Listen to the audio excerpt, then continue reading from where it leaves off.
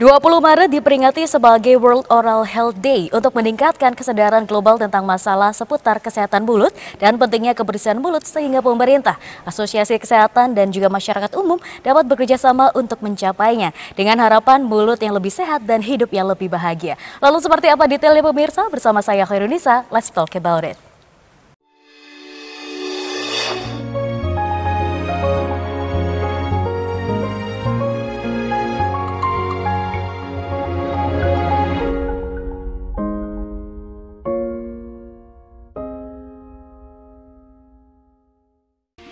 Ya pemirsa, kembali lagi bersama kami dalam program Let's Talk. Pada episode kali ini spesial kita akan membahas terkait World Oral Health Day, di mana telah hadir narasumber kita yaitu Dr. Gigi Ajeng Hayuning Citrasari selaku CEO Kroma Dental Station dan juga Dr. Gigi Adi Andito Putra selaku CMO Kroma Dental Station. Kita sapa terlebih dahulu. Assalamualaikum Dr. Adi dan juga Dr. Ajeng. Oke, baik. Ini gimana nih kabar di hari ini? Oh, karena harus memberikan informasi yang penting ya untuk pemirsa. Oke, baik. Nah, terkait tema utama yang kita bahas kali ini tentang World Oral Health Day. Nah, mungkin Dr. Adi bisa menjelaskan kenapa sih ini menjadi penting dan tema apa yang diangkat pada tahun ini? Tentunya sebenarnya World Oral Health Day ini itu memang sudah dilaksanakan setiap tahunnya, dan memang tahun ini kebetulan ada tema khususnya yaitu Be Proud with Your Mouth. Jadi sebenarnya ini adalah tindakan campaign yang dilakukan di seluruh dunia dengan tujuan untuk mengajak teman-teman di luar sana untuk lebih peduli lagi dengan kesehatan mulut dan giginya. Kebetulan untuk tahun ini memang temanya adalah Be Proud with Your Mouth. Itu bertujuan untuk mengingatkan bahwa segala lapisan usia yang ada di masyarakat ini sebenarnya penting untuk tetap peduli dengan kesehatan giginya. Karena kan memang mungkin banyak sekali nih di masyarakat Mbak Nisa yang mengobrolkan bahwa udah tua biarin aja lah giginya berlubang, masih kecil nanti juga giginya bakal lepas sendiri. Waduh. Seperti itu gitu. Jadi dalam segala macam usia itu penting banget untuk tetap menjaga kesehatan giginya, karena itu akan berpengaruh secara aktif dengan kepercayaan diri, dengan kemampuan untuk bersosialisasi dengan orang kayak gitu. Jadi sangat penting sekali untuk benar-benar mengingatkan teman-teman yang ada di rumah semuanya untuk peduli sama kesehatan giginya. Oke, wow, luar biasa. Oke, kemudian Dokter Ajeng, berkaitan dengan prevalensi terkait masalah kesehatan gigi dan mulut nih, kalau di Indonesia sendiri itu seperti apa dan dominasi dari penyakit yang sering dialami masyarakat sendiri apa sih? Untuk masalah kesehatan gigi yang paling banyak terjadi di dunia maupun di Indonesia itu adalah gigi berlubang atau karies gigi.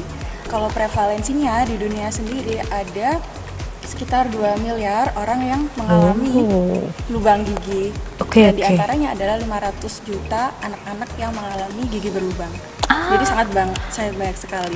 Terus kalau misalkan di Indonesia sendiri itu tentunya juga banyak kasus gigi berlubang, dan kita sendiri fokus untuk ikut mensukseskan program dari Kemenkes yaitu Bebas Karies 2030. Oh wow, oke.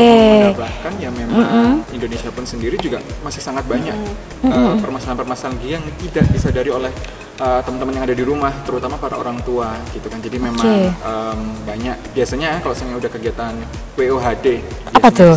World Oral Health Day, itu biasanya memang banyak kegiatan-kegiatan sosialisasi di sekolah, atau mungkin lebih banyak intinya membantu para orang tua untuk menyadari kondisi-kondisi giginya yang pada anaknya itu seperti apa. Oke, wah ini menarik nih. Tadi ada satu kata kunci di mana ternyata lebih banyak anak-anak gitu ya yang mengalami gigi berlubang. Sebenarnya apa sih faktor resikonya atau yang menyebabkan gitu ya anak-anak lebih banyak mengalami kejadian gigi berlubang? Mungkin dari Dokter Adi silahkan. Berarti ini pada anak-anak ya. Maksudnya pada anak-anak memang kebanyakan para orang tua itu tidak menyadari bagaimana caranya atau mengajarkan tentang cara menyikat giginya, atau mungkin waktu menyikat giginya. Bisa jadi anak-anak sudah diajarkan untuk sikat gigi, tapi ketika mau tidur masih dikasih susu gitu. Sedangkan susu itu kan juga sebenarnya masih suatu bahan manis juga kan. Jadi itu yang akan malah membuat gigi itu menjadi kikis, atau mungkin banyak bayi-bayi itu yang giginya sudah hilang dari kecil. Itu salah satunya karena setelah sikat gigi masih dikasih susu dan tidak dibiasakan untuk sikat gigi lagi. Sedangkan seharusnya memang sebelum tidur itu sudah bersih giginya kayak gitu, salah satunya seperti itu. Oke, baik. Oke, ke Dokter Ajeng nih, tadi selain anak-anak juga ternyata orang dewasa pun mengalami hal yang sama. Kalau di kasus orang dewasa biasanya gara-gara apa ya, Dok? Paling dominan sih sama sih sama anak-anak. Jadi kalau gigi berlubang itu faktornya ada makanan sikat gigi, dua itu yang paling utama. Jadi sikat makanan gigi. yang dimaksud itu makanan yang manis-manis, karbohidrat juga. Kalau sikat giginya 2 kali sehari kan harusnya. Nah, kebanyakan orang itu nggak tahu 2 kali sehari itu kebanyakan ketika mandi aja. Padahal pentingnya kalau sikat gigi itu di malam hari sebelum tidur. Ya bahkan walaupun udah 2 kali sekali pun tetap salah caranya juga. Nah, caranya itu juga juga bisa bikin giginya juga tetap berlubang dengan cara yang lain. Oke, wah nanti kita akan tanya ini ya cara sikat gigi yang benar kayak gimana ya. Tapi nanti dulu karena kita masih ngobrolin soal gigi berlubangnya sendiri. Oke, tadi sudah dijawab gitu ya bahwa ternyata semua orang beresiko baik anak-anak maupun orang dewasa berkaitan dengan gigi berlubang itu sendiri. Nah, kemudian tuh banyak yang mitos gitu ya di masyarakat bahwa kalau di anak-anak nggak usahlah dirawat giginya karena gigi susunya kan hilang dan dia akan tumbuh gigi yang baru yang permanen gitu ya. Jadi kayak nggak perlu dirawat. Itu benar nggak sih? Enggak dong. Oke. Gigi anak-anak pun juga adalah sebuah gigi dan anak-anak pun juga perlu untuk bisa tampil percaya diri dari kecil gitu. Dan yang paling penting untuk makan ya. Benar, yang penting untuk makan, untuk konsumsi nutrisinya. Kalau seandainya dia nggak punya gigi pasti akan sangat sulit untuk bisa mengunyah atau mengunyah makanannya sih yang pasti. Begitu. Oke, siap. Oke. Nah, kira-kira kalau yang perlu dipahami masyarakat, kadang kan nggak kerasa ya giginya berlubang atau nggak ngerti. Gejala apa sih yang paling umum yang mungkin mudah dipahami? Gimana ya Dokter Ajeng? Sebetulnya gigi berlubang itu ada yang sakit, ada juga yang enggak. Jadi tergantung dari lubangnya itu sedalam apa. Wah. Nah, gigi itu terdiri dari beberapa lapisan. Ini saya bawa poster nih. Oke. Iya, luar biasa. Biar pemirsa lebih paham ya. Benar sekali. Nah, jadi gigi itu terdiri dari beberapa lapis. Kalau misalkan lubangnya masih mencapai lapisan yang teratas, yaitu enamel atau dentin, itu biasanya gejalanya masih ringan. Gejalanya itu ngilu ketika minum dingin atau makan es krim, dan biasanya ngilunya itu cepat hilang, jadi hanya sebentar. Pernah nggak ngerasain kayak gitu? Pernah sih, zaman SD dulu ya, sampai akhirnya ditambal sama dokter. Nah, dokter kita tahan dulu ya, kita masih akan ngobrol lebih lanjut. Kalau tadi kan masih yang nggak parah gitu ya, kira-kira yang parah sampai ke akar kayak gimana? Kita akan bahas pemirsa di segmen berikutnya. Jangan kemana-mana, tetap di program Let's Talk.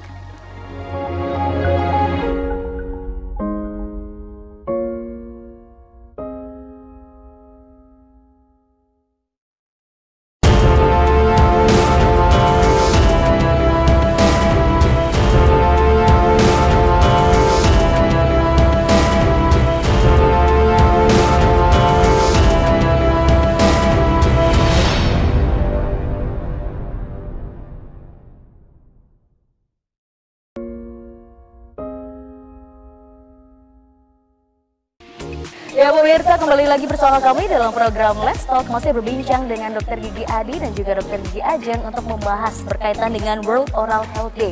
Di mana pada segmen sebelumnya telah dijelaskan gitu ya bahwa lebih banyak masyarakat yang mengalami gigi berlubang, dan di segmen kali ini akan dilanjutkan lagi. Kira-kira itu seperti apa sih gigi berlubang yang mungkin tidak terlalu parah dan parah itu seperti apa dan juga bagaimana penanganannya? Dr. Ajeng silahkan boleh dilanjutkan penjelasannya tadi. Siap. Jadi kalau misalkan lubangnya masih mencapai lapisan yang atas, yaitu enamel atau dentin, biasanya tadi ngilu aja ya. Nah, kalau misalkan udah parah nih, berarti lubangnya udah sampai ke lapisan paling dalam dari gigi, yaitu pulpa. Nah, di dalam pulpa ini berisi pembuluh darah, ada saraf juga. Makanya kalau sudah terinfeksi, biasanya gejalanya tuh khas banget. Nyerinya tuh kalau masyarakat bilang itu cenut-cenut, cekot-cekot. Jadi nyerinya tuh berdenyut, nyut karena mengikuti pembuluh darah gitu. Mungkin paling simpelnya nih Mbak, kalau seandainya lubangnya masih di atas bagian ini, itu Mbaknya cuma ngerasain kayak sekelibat 1 detik gitu sakitnya. Cuman kayak ngilu-ngilu minum es, nah kayak gitu Mbak. Jadi mungkin kayak langsung, oh ngilu nih, nah itu bisa jadi ada kemungkinan sudah ada lubang yang mungkin masih kecil-kecil kayak gitu. Tapi kalau Mbak udah ngerasanya tuh sampai nggak ngapa-ngapain Mbak, tiba-tiba sakit, atau mungkin Mbak lagi tidur tiba-tiba kebangun karena sakit gigi, terus durasinya tuh lama, biasanya itu durasinya memang berjam-jam bahkan, nah itu baru itu sudah sampai kena ke sarafnya kayak gitu. Berarti itu udah parah banget ya hitungannya. Sudah parah banget, itu biasanya pasti nggak akan dalam waktu singkat. Dalam artian itu memang sudah gigi berlubang yang dibiarkan dalam waktu lama, akhirnya menjadi seperti itu. Oke, ini kalau masyarakat tanya kira-kira ketika kita mengalami gigi berlubang itu di saat kondisi yang mana nih yang harus segera ditangani dokter? Apakah nunggu parah atau yang sekedar sakit yang masih awal-awal tadi, harus juga nih ke dokter untuk diperiksakan gimana tuh? Nah, yang pasti memang semakin kecil lubang, mungkin kalau kita bahas mitos fakta dulu ya. Kalau seandainya ada mitos fakta nih, kayak gigi berlubang itu bisa nular apa enggak sih? Itu jawabannya enggak. Itu enggak. Banget ya. Nah, itu enggak pasti. Tapi ada orang yang mikir kayak, saya takut gigi lubangnya nular ke sebelah. Enggak akan nular. Cuman kalau seandainya ada yang bilang gigi berlubang yang dari kecil dibiarkan akan menjadi besar, itu fakta. Jadi memang sebaik-baiknya sih yang pasti kalau seandainya lubangnya masih kecil ya segera ditambal gitu. Karena kalau seandainya sudah masuk ke bagian saraf atau bagian pulpa, itu nanti akan masuk ke perawatan saluran akar. Jadi nggak bisa langsung. Kalau misalkan lubangnya makin dalam, itu perawatannya makin ribet. Terus tentunya waktu dan kos yang dibutuhkan semakin banyak. Gitu. Jadi mumpung masih kecil lubangnya, segera diperiksakan ke dokter gigi. Nah, ya kan banyak banget kan Mbak ya yang mikir kayak masih kecil nanti aja. Betul, termasuk saya sendiri. Betul sekali. Nggak perlu pemirsa, itu kayaknya sekali. kayaknya harus segera untuk ditangani ya. Ternyata tidak boleh dianggap remeh pemirsa. Oke, tadi sempat sebutkan ada perawatan saluran akar. Apa sih itu dan bagaimana sih cara penanganannya ketika pasien sudah memang harus melakukan perawatan tersebut? Gini, kita ibaratkan gigi ini adalah rumah ya. Jadi rumah itu punya atap, punya atapnya nih, atap. Terus ada plafon. Plafonnya yang warna ini. Plafon ini. Nah, di dalam ini adalah ruangan. Misalkan ruangan kosong kayak gini. Nah, orang yang sakit gigi itu kenapa sih kok bisa sakit? Itu karena di dalam ruangan ini itu ada gas bertekanan tinggi yang disebabkan dari hasil dari bakteri. Gitu, produk-produk bakteri. Nah, gimana caranya supaya sakitnya itu hilang gitu ya? Itu berarti gasnya itu yang bertekanan tinggi harus dikeluarkan supaya tekanannya turun, supaya gasnya bisa keluar. Jadi kalau ibaratkan sebuah rumah, atapnya harus dibuka, plafonnya harus dibuka. Jadi kalau gigi itu kita akan buka giginya dengan menggunakan bur gitu. Dibuka sampai takut ya. Sampai gas di dalam pulpanya itu akhirnya bisa keluar. Biasanya kalau misalkan udah dilakukan prosedur ini, biasanya sakitnya itu langsung berkurang saat itu juga. Karena mungkin yang paling tidak disadari ketika tekanannya ini berlebih dan bagian atasnya ini masih nggak dibuka, itu nanti dia akan jendol ke bawah, akan ada infeksi di bawahnya. Biasanya itu nanti kalau misalnya dibiarin lebih besar lagi, itu akan jadi nanah. Nah, ini yang nyebabin adanya bendolan-bendolan yang ada di bawah ini ketika giginya dikatupkan, dia lagi menggigit, kesentuh dikit, dia pasti sakit gitu. Nah, banyak banget pasien-pasien kita yang kalau misalnya udah dibuka nih, namanya di open bur, itu pasti langsung akan ngerasa lebih enteng, bahkan nggak sakit lagi, karena memang gasnya ini yang harus segera dikeluarkan. Kemudian setelah dibor bolong dong dok? Ya, nanti dilanjutkan dengan perawatan. Ada perawatannya, jadi memang nanti akan dilanjutkan dengan saraf-sarafnya ini tuh harus diambil, kayak gitu kan. Nanti kalau sarafnya diambil, ruangannya kosong, kita harus melakukan proses steril istilahnya. Karena kan walaupun sarafnya sudah diambil, belum bisa jadi secara pori-pori di bagian sarafnya ini masih ada bakteri-bakteri yang menempel. Nah, sehingga nanti ada proses sterilnya, kemudian ditambal sementara itu tadi. Nanti setelah beberapa kali kedatangan, baru nanti ditambal yang permanen. Berarti nggak bisa sekali datang langsung sembuh gitu ya? Sebenarnya bisa aja sih, bisa aja kalau seandainya dalam satu kali kunjungan melakukan perawatan saluran akar. Namun kita tetap harus menyadari adanya faktor kegagalan. Dalam artian, ini kan penyebabnya adalah gigi berlubang ya Mbak ya, bukan orang yang habis kecelakaan terus darahnya masih segar. Ini kan karena gigi berlubang yang memang sudah terinfeksi dalam waktu lama. Jadi proses steril yang tadi saya jelaskan untuk benar-benar memastikan bahwa ruangan pulpanya ini kosong atau benar-benar bersih, itu yang membuat kunjungannya itu butuh banyak sekali. Idealnya berapa kali nih harus konsultasi ke dokter terkait perawatan saluran akar? Idealnya sih 3-5 kali dengan interval 5-10 hari. Jadi 3 kali kedatangan, terus intervalnya 5-10 hari untuk kontrolnya, istilahnya kayak gitu. Baru bisa ditampil permanen, kayak gitu. Jadi dokter juga akan ngeliat terus gitu ya, gimana perkembangan dari pasien. Kira-kira ada nggak sih pantangan gitu ya ketika melakukan perawatan saluran akar? Tidak boleh makan es krim, tidak boleh makan ini dan itu. Ada nggak itu kira-kira dokter? Kalau pantangan selama giginya masih sakit atau mungkin sensitif ya, mungkin lebih menghindari makanan yang keras. Karena itu tadi kalau misalkan ada infeksi di bawah sini, biasanya kalau dibuat gigit atau mengatupkan gigi itu biasanya sakit banget, langsung teng gitu. Jadi kalau misalkan lagi gejalanya masih ada, maksudnya masih nyeri, disarankan untuk menghindari makanan yang keras. Kerupuk gitu nggak boleh ya. Karena kan juga ada tambalan sementaranya Ya, toh Mbak, itu jadi juga. kan memang harus hati-hati dulu yang pasti selama proses perawatan dalam hal mengunyah. Karena tambalan sementara itu seperti namanya ya, sifatnya sementara. Jadi dia tujuannya supaya bisa dibongkar lagi gitu untuk perawatan selanjutnya. Jadi takutnya kalau misalkan makan keras, tambalannya terlepas. Oke, wow, pemirsa ini ilmu baru ya buat kita semua dan semakin menarik kalau kita akan bahas. Tapi tahan dulu, kita akan bahas segmen berikutnya. Jangan kemana-mana, tetap di program Let's Talk.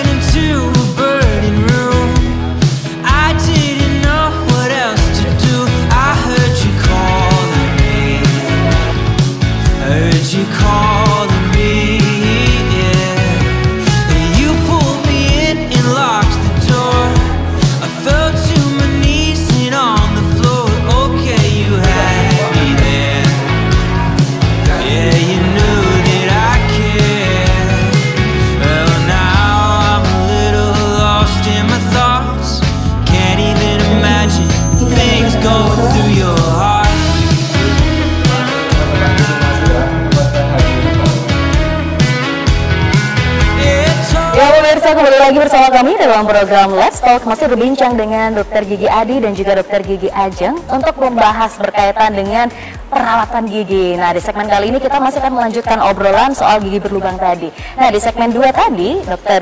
Gigi Ajeng dan Dr. Gigi Adi sudah menjelaskan bagaimana sih cara perawatan dan kapan harus kita ke dokter. Namun, pasti yang muncul di benak kita adalah kira-kira sakit nggak ya? Dan apakah masih affordable nih untuk masyarakat? Gimana nih Dr. Ajeng? Kami tidak bisa menjanjikan perawatan apapun itu nggak sakit. Tapi sakit itu bisa kita kontrol dengan menggunakan pemberian bius lokal ya, atau anestesi. Bisa juga kita resepkan ke pasien obat pereda nyeri gitu. Tapi kita akan upayakan pasien itu minimal banget rasa sakitnya. Jadi biar pasien juga nyaman dan nggak takut untuk ke dokter gigi dengan stigma dokter gigi katanya sakit. Wah, benar-benar. Itu stigma paling sulit ya untuk dihilangkan. Siap, oke. Kemudian terkait affordable nggak ya kira-kira? Kan kadang selain stigma sakit, itu juga kadang, aduh kalau ke dokter gigi ini harus siap-siap budget besar nih. Nah, ini gimana nih? Sebenarnya balik lagi ke Nggak harus kondisi selalu kayak giginya. gitu nggak sih sebenarnya memang. Nggak harus selalu. Iya, tergantung kondisinya dan juga gejala dari pasiennya. Jadi kita pasti kan harus lakukan pemeriksaan yang menyeluruh ya, mulai dari gejalanya kayak gimana, sakitnya yang dirasakan ngilu aja atau nyeri cokot-cokot, terus kondisi giginya, apa giginya udah rusak parah atau belum, dan juga mungkin dibutuhkan pendukung lain seperti foto ronsen ya dok ya. Jadi dari serangkaian pemeriksaan itu baru kita bisa tentukan. Intinya biayanya pasti tergantung dari pasien. Variatif ya. Iya, Jadi pasien kalau datang ke dokter gigi itu ketika masih gejalanya ringan atau udah parah. Oke, jadi lebih baik kalau masih belum terlalu parah, mending buruan deh ya, baru udah kadung Lebih baik berat. mencegah ya kan. Betul. Gitu. Semakin dini kita mengatasi masalah giginya akan semakin cost-nya dan waktunya juga akan semakin minimal. Oke, baik, oke. Siap banget. Nah, oke, Dokter Ajeng masih lanjut lagi nih. Ketika kita sakit apapun gitu ya, biasanya ada pertolongan pertama yang setidaknya dipahami gitu ya oleh pemirsa. Kalau sakit gigi nih ya, kita belum sempat ke dokter karena masih ada kesibukan dan sebagainya. Kira-kira apa yang bisa dilakukan oleh masyarakat? Sebenarnya tetap harus ke dokter gigi ya, sesegera mungkin. Tapi kalau misalkan memang lagi berhalangan atau lagi sibuk, pertolongan pertama yang bisa dilakukan di rumah bisa berkumur dengan air hangat yang diberikan garam sebanyak setengah sendok teh.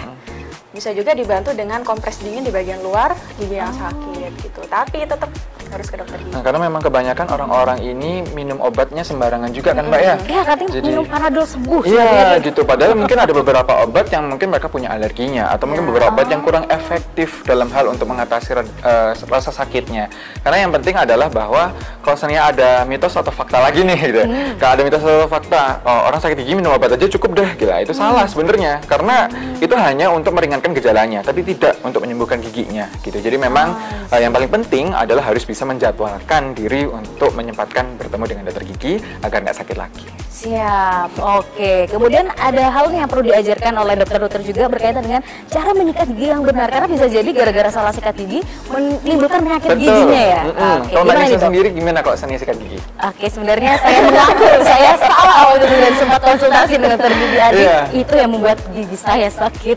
Sebenarnya yang pertama ya, kalau misalnya kita mau berbicara tentang menyikat gigi, yang pasti yang pertama pemilihan dari bulu sikatnya. Harus pilih bulu sikat yang halus. Kemudian yang kedua dari penggunaan pasta giginya. Jangan terlalu banyak Mbak Nisa. Jadi cukup aja sebesar biji jagung untuk orang dewasa, sebesar biji beras untuk anak-anak. Oh, bukan lebih banyak, lebih bersih gitu ya? Enggak dong, nah itu jelas, itu sponsor. Enggak, yang pasti kita tidak butuh terlalu banyak pasta gigi dalam tubuh kita. Kemudian untuk dari cara menyikat giginya, kebanyakan orang-orang itu menyikat gigi yang terlalu keras. Dengan terlalu keras, dengan cara seperti ini ya, digosok, maju mundur, dikeras-kerasin gitu. Padahal sebenarnya yang paling penting itu adalah dibulat-bulat. Dibulat-bulat, pelan-pelan aja. Karena yang paling penting juga sebenarnya adalah durasi. Jadi dalam hal menyikat gigi sebaiknya disarankan selama 2 menit. Dilakukan 2 kali, yaitu pada pagi setelah makan dan malam sebelum tidur, bukan ketika mandi. Ya, itu kan banyak banget itu yang seperti itu. Dan untuk gerakan-gerakan lainnya diutamakan yaitu dari merah ke putih gitu. Jadi dari gusi ke gigi gitu. Sedangkan untuk yang gigi samping dibulet-bulet aja kayak gitu. Jadi mbaknya mau sambil ngobrol, nonton film, sikat gigi, it's okay gitu. Yang penting durasinya 2 menit itu tadi. Kemudian juga mungkin beberapa teman di luar sana masih belum paham tentang cara berkumur. Gitu. Cara berkumur tuh bukan yang diopiok-opiok dalam keadaan terbuka, tapi kalau bisa dalam keadaan menggigit. Gitu. Jadi biar tekanan di dalam rongga mulutnya ini lebih tinggi sehingga bisa mencapai di sela-sela giginya gitu. Jadi emang nanti banyak banget kan ya kasus gigi berlubang itu di pinggir-pinggirnya di antara gitu. gigi sama gigi. Dan jangan lupa juga mulai pakai dental floss. Nah itu penting juga, benang gigi ya kayak gitu. Oke. Nah, dan ini kita akan memasuki masa Ramadan dok. Wah ini pertanyaan sejuta umat ya. Ketika sudah tahu ilmunya, pengen ke dokter gigi, tapi ragu-ragu. Apa iya ini tidak akan membatalkan puasa? Gimana dokter? Alhamdulillah sih sudah ada fatwa MUI-nya ya sekarang ya, bahwa memang segala sesuatu yang berhubungan dengan perawatan gigi, entah itu berkumur, entah itu mencabut gigi, pembuatan gigi tiruan, perawatan behel, atau mungkin ada bahan-bahan yang memiliki rasa-rasa, itu tidak membatalkan puasa asalkan tidak dilakukan secara berlebihan dan dilakukan secara berhati-hati dengan tujuan untuk kesehatan. Gitu. Jadi intinya aman ya. Aman, alhamdulillah gitu. Yang penting konsultasi sama dokter, gak tiba-tiba berobat sendiri. Betul, gitu ya. Iya, benar. Oke, ini pertanyaan terakhir nih, khususnya pesan bagi pemirsa untuk lebih aware terhadap kesehatan gigi, mungkin dari dokter Ajeng terlebih dahulu. Untuk pesan kepada pemirsa dan masyarakat di rumah, misalkan nih teman-teman udah ada yang mulai sadar kalau giginya berlubang, mumpung masih kecil atau mungkin gejalanya masih ringan, masih ngilu-ngilu aja, segera periksakan ke dokter gigi. Karena kalau misalkan nanti dibiarkan pasti lubangnya akan makin besar, terus gejalanya makin parah. Jadi sedini mungkin kita ke dokter gigi, maka kos dan waktu yang diberikan akan semakin minimal. Oke, terima kasih. Dokter Adi, silahkan. Yang pasti untuk datang ke dokter gigi itu tidak perlu dalam keadaan sakit Mbak Nisa, gitu. Karena dalam keadaan sehat pun kita juga harus merawat ya, istilahnya sama seperti kulit kita kan gitu. Walaupun udah nggak ada masalah apa-apa, tapi tetap harus dirawat. Karena kita membutuhkan senyum yang bebas, kita membutuhkan senyum yang sehat untuk bisa melakukan aktivitas yang lebih banyak dan berkarya lebih banyak lagi. Wah, luar biasa semangatnya. Terima kasih banyak dokter gigi Adi dan dokter gigi Ajeng sudah sharing kali ini. Semoga makin sukses untuk segala yang sedang dilakukan saat ini. Dan terus semangat mengedukasi masyarakat terkait kesehatan gigi dan mulut. Dan pemirsa, tak terasa 30 menit sudah kita berbincang pada episode kali ini. Saya Khairunisa beserta seluruh kru dan petugas pamit undur diri.